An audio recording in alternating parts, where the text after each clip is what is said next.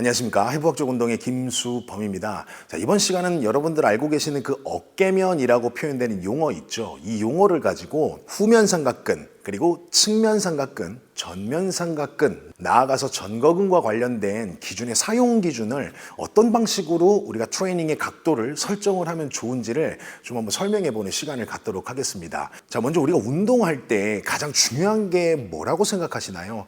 아마 많은 분들의 의견이 있을 수 있겠지만 운동할 때 가장 중요한 건 각도하고의 싸움입니다. 우리가 대뇌 겉질을 보게 되면 운동 기능을 사용하는 신경의 모터들이 그 안에 다 있습니다.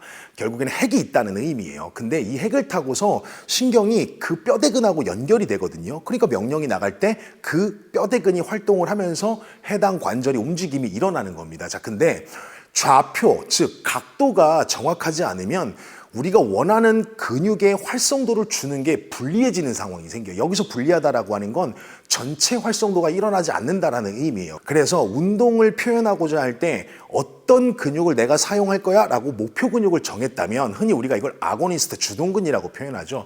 이 주동근이 최적화된 활성 비율, 즉 전체 활성도를 만들어낼 수 있는 그 각도가 뭔지를 이해하는데, 그 기준에서 어깨면이라는 용어를 가지고 후면 삼각근, 측면 삼각근, 전면 삼각근과 더불어서 전거근이라고 하는 6가지의 4가지의 기준 방향성을 조금 더 해부학적으로 합리적으로 이해할 수 있는 시간이 될 거라고 생각이 듭니다. 자, 먼저 여러분들이 보시는 이 해부학에 관련된 기준의 자세는 어깨뼈를 위에서 본 자세예요. 그러니까 가로면에서 봤다라고 생각하시면 돼요. 트랜스버스 플랜이에요.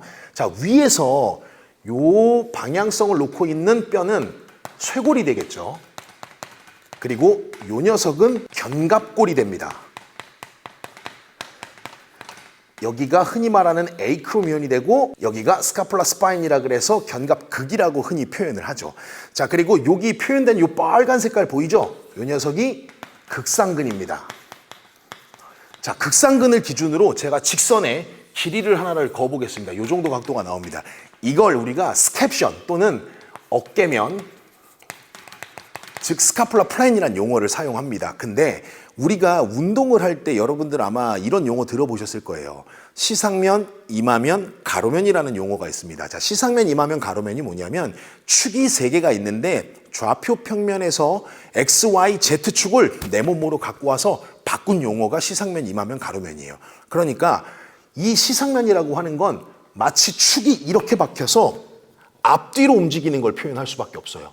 그렇죠? 이마면이라고 하는 건 앞뒤 축을 가지고 옆으로 움직이는 방향성을 표현합니다. 그 다음에 가로면이라고 하는 건 위에서 축을 꼽아놓고 내회전, 외회전 이런 방식을 표현하는 거예요. 근데 어깨에서는 어깨면이라고 하는 또 하나의 면을 정의한 게 해부학적 자세를 놓고 봤더니 어깨 형태가 이렇게 생겼다라는 거예요. 이게 리토르 버전 30도, 즉 30도만큼의 내회전의 각도를 어깨뼈가 가지고 있다라고 하는 그 정의에서 출발된 의미로 보시면 되거든요. 그러니까 어깨뼈가 내회전이 이마면을 기준으로 30도인 거예요. 그럼 이마면을 거보면 마치 이런 느낌이에요. 이게 이마면이거든요. 이 면에 대해서 이 각도가 약 30도 정도를 가지고 있다라고 생각을 하시면 돼요. 이걸 관절의 후경 30도라고 합니다. 자, 차지하고 여기서 요 어깨면에 대한 직선의 극상근을 기준으로 그었던 이 선을 가지고 90도 방향으로 제가 이렇게 그을 거예요. 이거 제가 아마 예전에도 강의를 좀 올렸던 부분이 있기 때문에 그 강의를 보셨던 선생님들 같은 경우는 한 번 더 복습한다고 생각을 하시면 돼요. 자, 그러면 지금 이렇게 나가는 이 방향이 그냥 제가 운동으로 표현하면 이게 측면 삼각근이 요구되는 힘의 발생을 가장 잘할 수 있는 각도가 됩니다.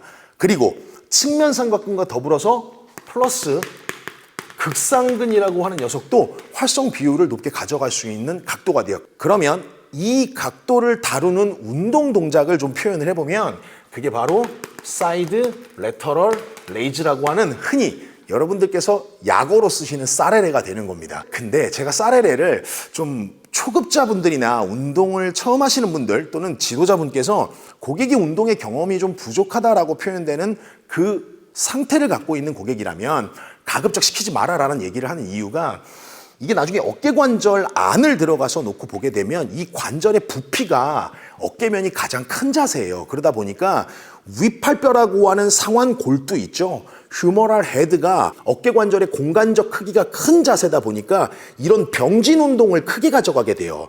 축 없이 미끄러지는 이런 슬라이딩 같은 운동들이요. 그러다 보니 핀칭 현상이라고 표현되는 임핀지먼트와 같은 찝힘 현상들을 유도하기에 되게 좋은 자세가 되거든요. 이걸 나중에 측면 운동을 할 때 좀 바꿔주기만 하면 되는데 이 자세를 활용을 한다. 굳이 안 해야겠다라고 한다면 여러분들 반드시 해야 되는 게 라인업이에요. 라인업.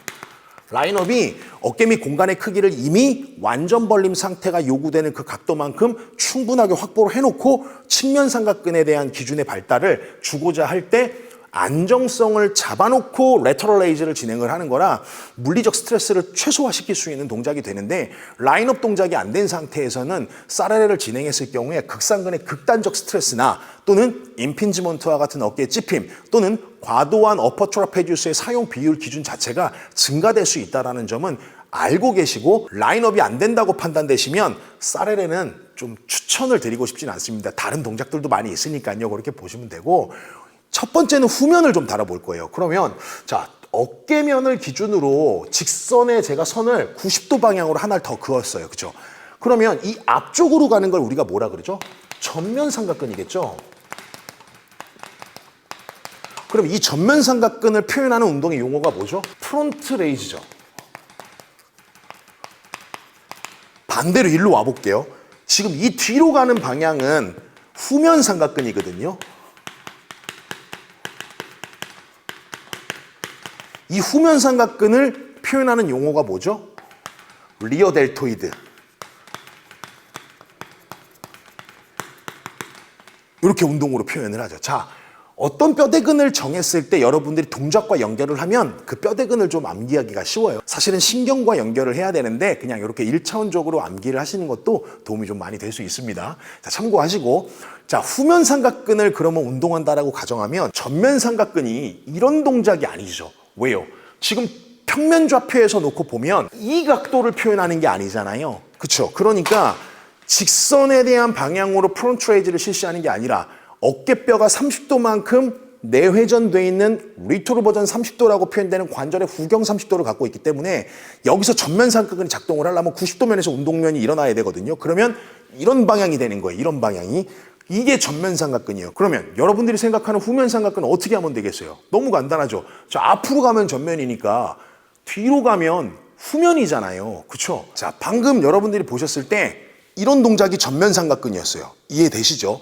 이게 지금 전면 삼각근이에요. 그리고 여기서 어깨면으로 가는 게 측면 삼각근입니다. 측면 삼각근.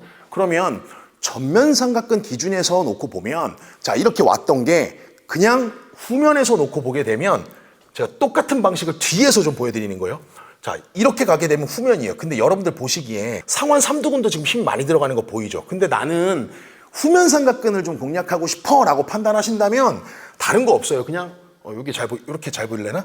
자, 이 상태에서 팔이 펴진 상태에서 간다면 팔꿈치가 펴 상태를 유지하는 힘을 덤벨이 팔꿈치보다 멀리 있는 거기 때문에 삼두를 타고 후면으로 와야 돼요. 근데 나는 목표가 후면 삼각근이야. 그럼 이걸 잘라버리면 되죠. 데비에이션 시키면 되죠. 그러면 팔이 아래에 있다가 그냥 이런 느낌으로 가면 돼요. 이런 느낌을. 이거를 저는 지금 서서 보여드리는 거잖아요. 후면이 보이실지 모르겠는데 자, 이거를 약간 틀어서 상체를 살짝 숙여보세요. 벤트오버 자세 하는 거죠. 그 상태에서 팔꿈치만 들면 돼요. 그러면 덤벨이 바닥으로 떨어지려고 하는 걸 팔꿈치가 그대로 뒤로 30도만큼의 각도를 갖고 뒤쪽으로 회전 운동을 펼칠 때 후면 삼각근은 그냥 자동으로 들어가게 됩니다. 너무 간단한 내용인 거예요. 이해되시죠? 그러니까 후면 삼각근은 어려운 운동이 아니라 너무 간단한 운동이 될 수밖에 없는 거예요. 그래서 여러분들이 해부학을 좀 알고 계시면 충분하게 운동을 표현하고자 할 때 더 많은 이점을 가져갈 수 있고 이렇게 쉽게 할 수 있는 동작들이 결국 해부학이 말하는 운동의 좌표다라고 생각을 해보시면 좋을 것 같아요. 자, 다음 편은 전면 삼각근을 기준으로 운동을 펼쳐갈 때 어떤 방식으로 하면 좋은지를 좀 더 구체적으로 제가 설명을 드려보도록 하겠습니다. 후면 삼각근과 관련된 이번 강의 이걸로 마치고 다음 강의에 찾아뵙고 인사드리도록 하겠습니다. 지금까지 해부학적 운동의 김수범이었습니다. 감사합니다.